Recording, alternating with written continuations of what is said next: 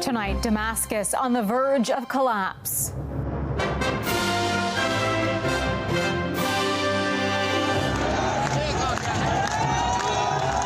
The rapid rebel advance across Syria. I don't think anybody expected it to be this quick, but it didn't come out of nowhere. The push to topple the government and the people caught in the crossfire.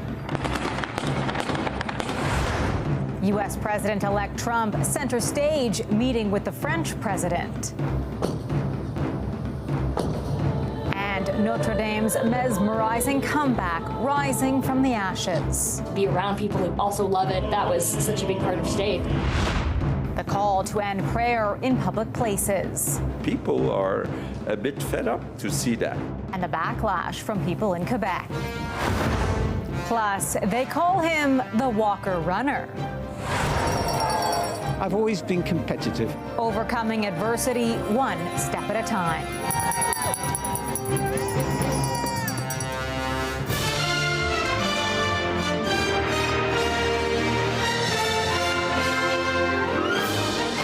CTV National News with Heather Butts.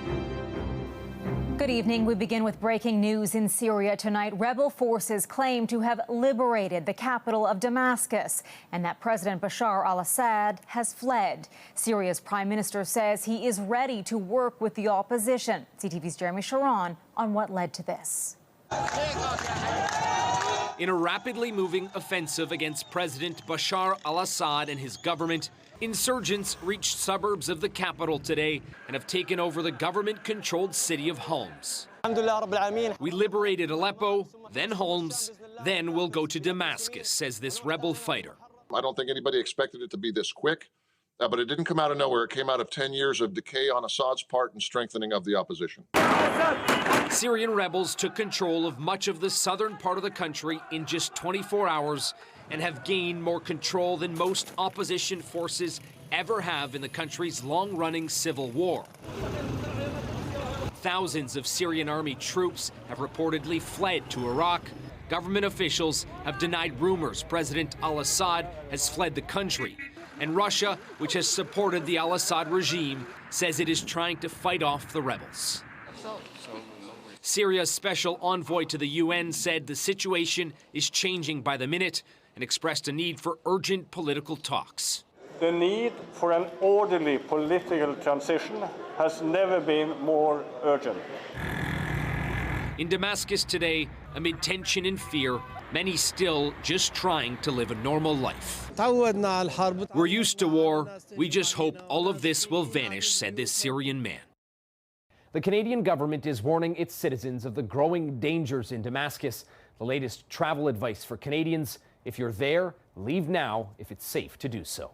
Heather? CTV's Jeremy Sharon in Ottawa. Thanks.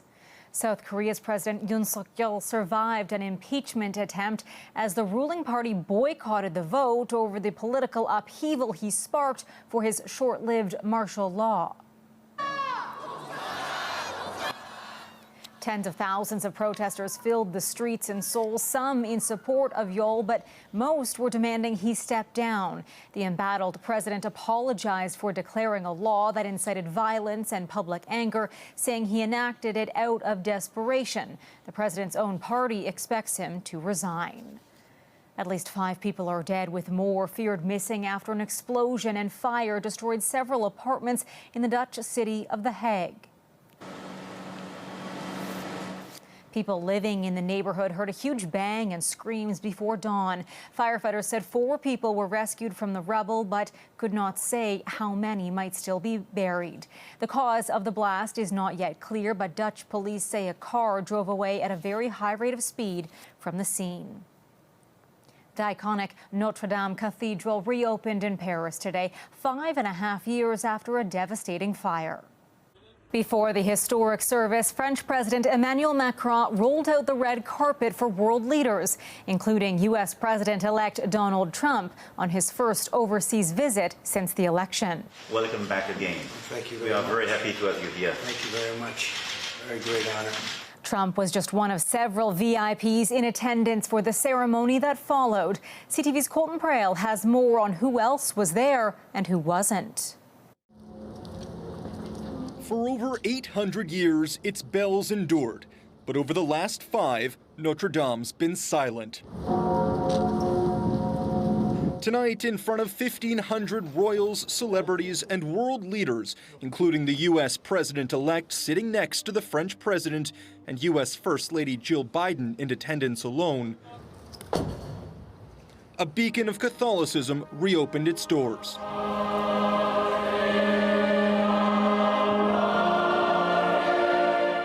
Gratitude à l'égard de tous ceux. French President Emmanuel Macron with a message of gratitude to the firefighters who saved the cathedral from destruction after an electrical fire in April of 2019, and thanking the roughly 2,000 artisans who helped rebuild it, including a pair of Canadian blacksmiths who helped forge the axes used to carve the roof's timber frame. I could mostly say in joke, I could die now. I could go to paradise. It's done. I mean, what should I do tomorrow?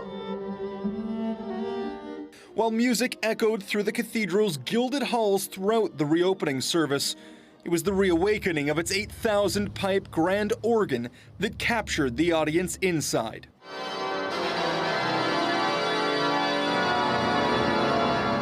While outside, spectators braved the winds and rain for a chance to witness the historic moment.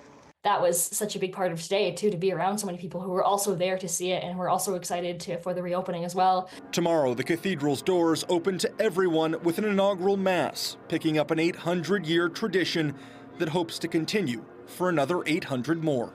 Notably absent was Prime Minister Justin Trudeau, who was invited but spent the day in his Montreal riding. Quebec Premier François Legault flew to Paris for the ceremony and later met with Trump to discuss tariffs and border issues. Colton Prale, CTV News, Ottawa. Quebec's premier is facing backlash here at home over comments he made about banning prayer in public places. CTV's Olivia O'Malley has the reaction. I think that people are a bit fed up to see that. Premier François Legault says Quebecers should not be exposed to people praying in public. The comment came during his year-end press conference, where Legault spoke about his two main priorities, protecting the economy and protecting Quebec's identity. We have to make sure that we protect our language and our values.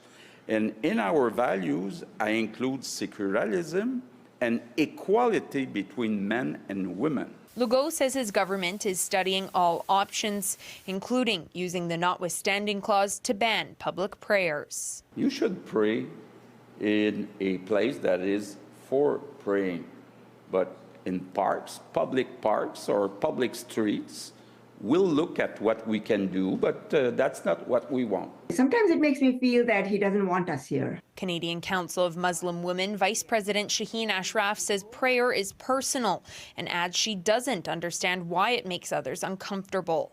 I'm not going to be disturbing anyone. I will just be concentrating on my prayer, which again, I will reiterate that it takes like 4 or 5 minutes, and then go about my business. Rabbi Ruben Pupko says it hardly affects the Jewish community because prayers take place almost exclusively in a synagogue.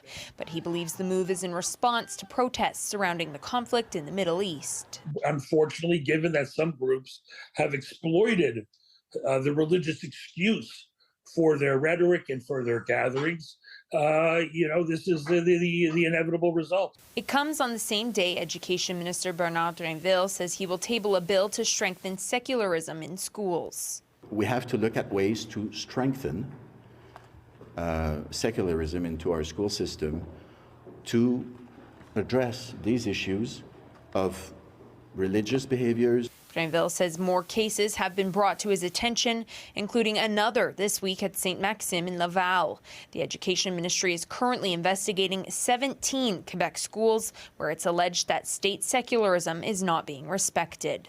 Olivia O'Malley, CTV News, Quebec City. International students facing an uncertain future in Canada are protesting the government's new immigration rules, severely reducing the number of permanent resident applications Ottawa hands out. CTV's Kamal Karamali on those who say they came here with a plan, but the rules shifted. What you see here isn't just a protest. this has become a temporary home for those fighting for permanent residency. Warmth, food, and even power provided here on day 100 of this encampment. And in that time, support from the surrounding community has been growing. Donations pouring in, food, clothes, and even blankets, anything to keep them warm. All of this for one common goal. I want to stay in Canada. Here, there are dozens of former international students. After graduating, they got their work permits, believing it was the next step to permanent residency. Many of them had essential roles during the COVID-19 lockdowns. Mahek Deep Singh worked at a grocery store. It helped support his family in India. At the time, they were called pandemic heroes. At that time, Canada needed workers, and we were the one who stood. Now he says they're being told to leave. I need to stay here. I call it home. Maybe. While Bikram Singh studied here to become a mechanic, his postgraduate work permit expired earlier this year. Now he's not allowed to work at all. It's very scary. I have to take money from my friends. I have to take money from back home. From September to the end of this year, there will be nearly 70,000 international graduates who will have their work permits expire. Next year, more than 130,000 postgraduate work permits will come to an end. While Canada announced a severe reduction in approving permanent residence, nearly 500,000 this year, aiming to cut it down by 25% over the next 3 years. All of it having a ripple effect on Canadian colleges dependent on international students. You're seeing reductions in teaching, expansions in class sizes that inevitably are going to impact students.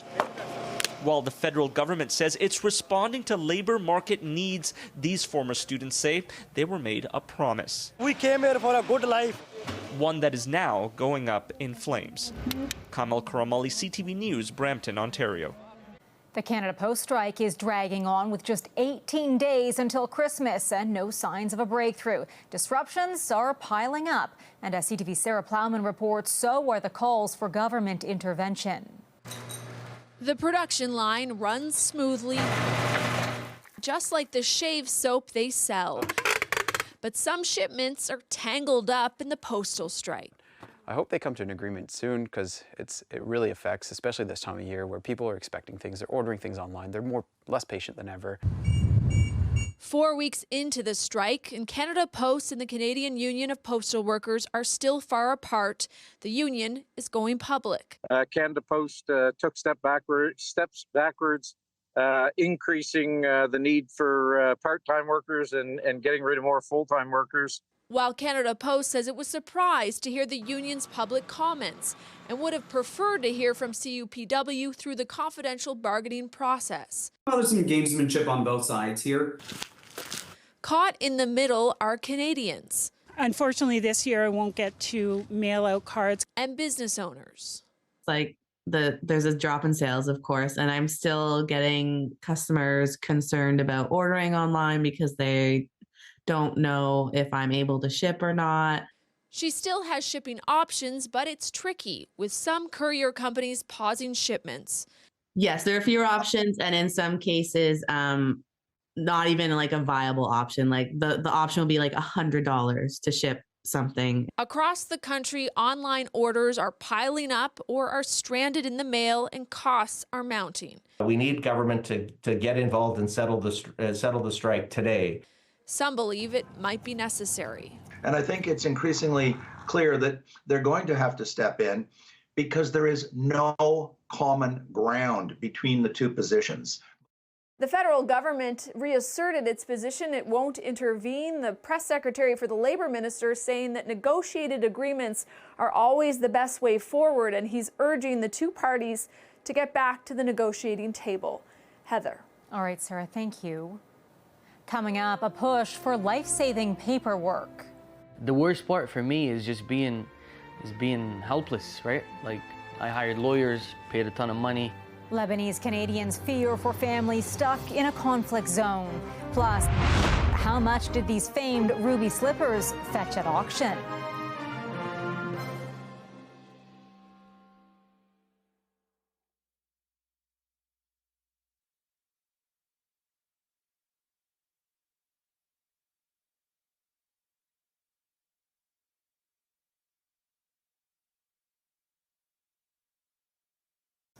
An Ottawa family separated by borders and bureaucracy is sharing their plight tonight. Their father has been stranded in Lebanon for over a year as they battle Canada's immigration department. CTV's Stefan Keys explains.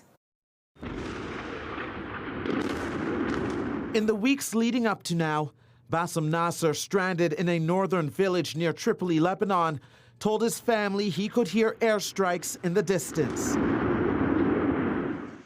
And while a fragile ceasefire has allowed families to collect bodies for funerals, in Canada's capital, one family fears they could be the ones left grieving unless the federal government acts fast. We're angry. We're told Bassem Nasser was already greenlit to be in Canada, and while waiting for his permanent residency paperwork to clear, his sons bought him a ticket to visit Lebanon for his birthday.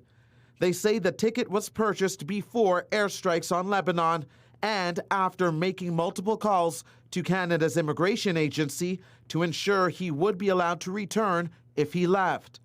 His family says they got the go-ahead every time, but after leaving, that green light turned red.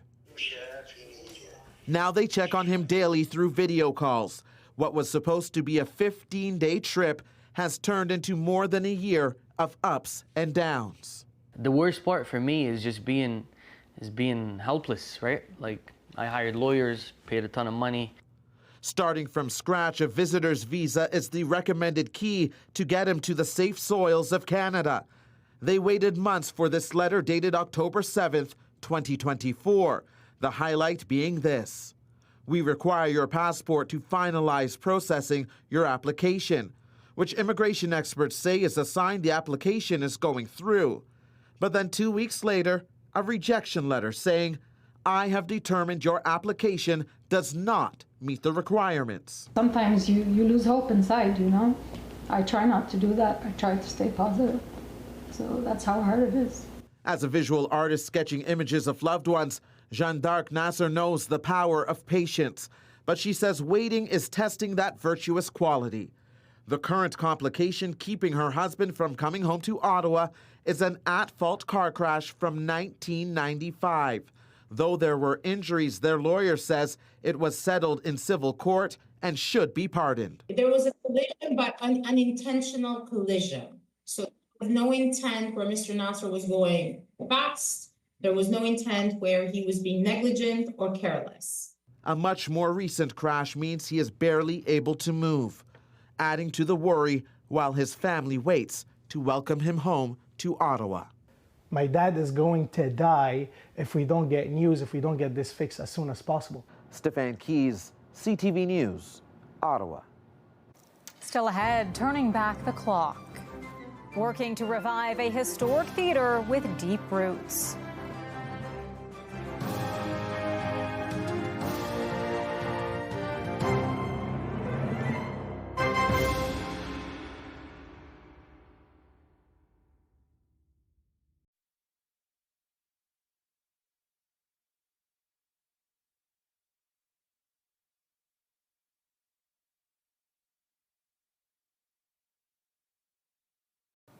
Some Hollywood history has a new home tonight. A pair of ruby slippers worn by Judy Garland in the 1939 film The Wizard of Oz just sold at auction for a whopping $28 million US. A piece of history in a small Alberta town is getting a new lease on life. CTV's Kathy Lee on the future of a beloved theatre and why it means so much to so many. The echoes of the past whisper through the quiet main street of this small Alberta town.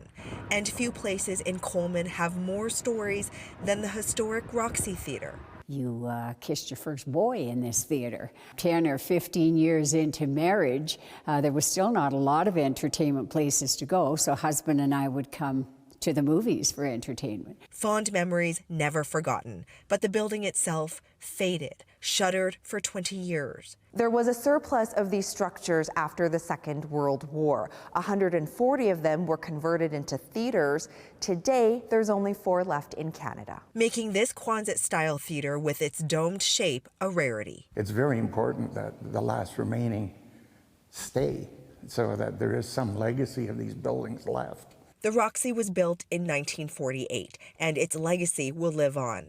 After evading destruction 5 years ago, restoration is finally underway. We repaired the roof on the top, did the demolition inside the theater, which you can see here. We're doing some work this year on the front facade, restoring the Roxy sign. And when the sign is lit again, the theater's grand revival promises performances and entertainment. It would be nice to have something to do in the evenings here. They're talking, doing dinner theaters and all kinds of stuff. That's right up my alley. We feed lots of people. So this would be, again, the critical tipping point to attract a lot of the foreign tourists. Which could breathe new life back to Main Street and a town that's been quiet for too long. Kathy Lee, CTV News, Coleman, Alberta. Still ahead, putting your best foot forward. Meet the Walker runner pushing through to the finish line.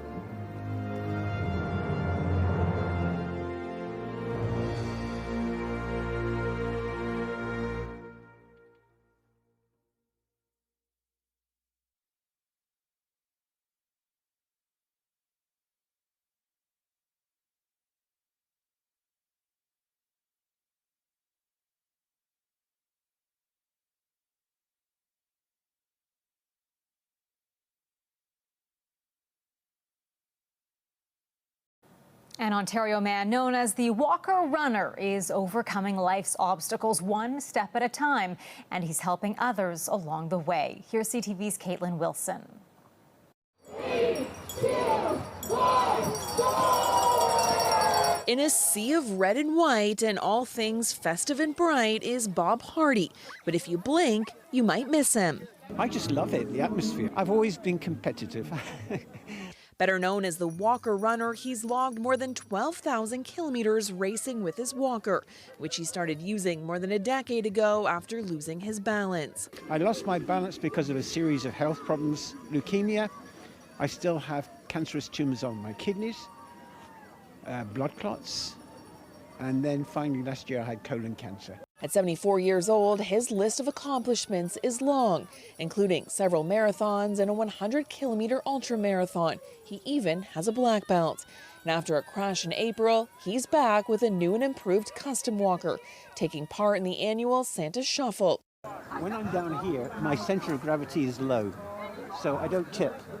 The 5-kilometer fun run and 1-kilometer walk raises money for the Salvation Army Bethany Hope Center. We're a center that supports young parent families, and we've certainly seen an increase in families reaching out for support with raising prices in food and essential items, for sure. Wrapped in the spirit of the holidays, embracing the season of giving, even if your heart is 3 sizes too small. What lessons do we learn from Daisy the Elf? To be nice. To be nice and kind to everyone. We always lead with kindness. Right? Even though we're Grinches, we're the happiest Grinches here. Despite all the challenges and setbacks, Bob is overcoming obstacles and achieving goals. And 2025 is shaping up to be no different. I'm looking forward to going to Germany, Dresden, racing in the World Transplant Games, representing Canada. And if you ask him what keeps him going, my wife says I'm crazy, so I'm happy being crazy. Caitlin Wilson, CTV News. What an inspiration. That is our newscast for this Saturday night. For all of us at CTV National News, thank you for watching. I'm Heather Butts. Good night, and I'll see you again tomorrow.